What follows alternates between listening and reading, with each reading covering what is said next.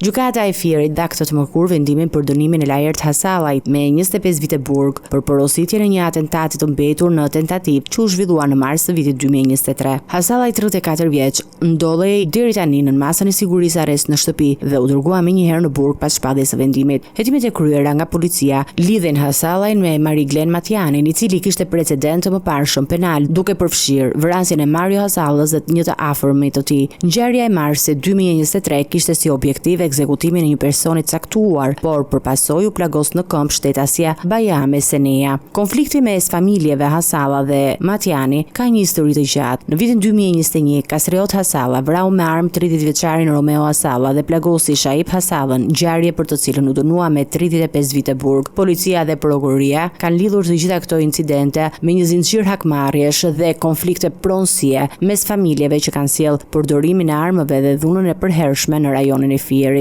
Dënimi i Lajert Hasallajt thekson përpjekjen e drejtësisë për të adresuar krimet porositura dhe atentatet e mbetura në tentativë, duke synuar uljen e tensioneve mes familjeve dhe histori të dhunshme në zonë.